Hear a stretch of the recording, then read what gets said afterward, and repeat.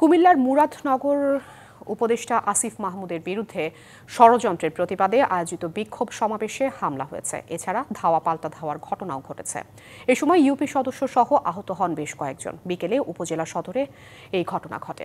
পূর্বঘোষিত কর্মসূচি অনুযায়ী সদরের আল্লাহ চত্বরে এনসিপির নেতাকর্মী এবং আসিফ মাহমুদের সমর্থকরা বিক্ষোভ সমাবেশে জমায়েত হন। এ সময় সমাবেশ লক্ষ্য করে পার্শ্ববর্তী জেলা পরিষদের মার্কেট থেকে বেশ কয়েকটি ইট পাটকেল নিক্ষেপ করা হয়। এরপরে দুই পক্ষের মধ্যে ধাওয়া পাল্টা ধাওয়া শুরু হয়। হামলা এবং ধাওয়া পাল্টা ধাওয়ায় এনসিপির 10 থেকে 12 জন সমর্থক আহত হন। আহত ইউপি সদস্য শেখর জানান, বিক্ষোভ মিছিল নিয়ে আল্লাহ চত্বরে সমাবেশ শুরু করার পরপরই ইট পাটকেল ছোড়া হয়। উদ্দেশ্য প্রণোদিতভাবে বিএনপির লোকজন হামলা চালায় বলে অভিযোগ করেন নাগরিক সমাবেশের আহ্বায়ক মিনাজুল হক। হামলায় জড়িত এবং ইন্ধনদাতাদের বিরুদ্ধে ব্যবস্থা নেওয়ার কথা জানিয়েছে পুলিশ।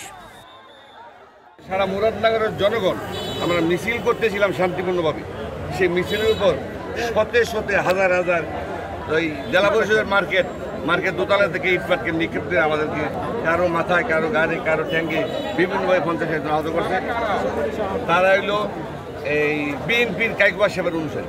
এনসিপি যখন মিছিলটা করে যাওয়া ছিল, মানে তারা চলে যাচ্ছিল, ঠিক এই সময় পিছন দিক থেকে আসলে ঠিক ওইভাবে আমরা আইডেন্টিফাই করতে পারি নাই, কিছু লোকের উস্কানিতে পরে দুই পক্ষের মধ্যে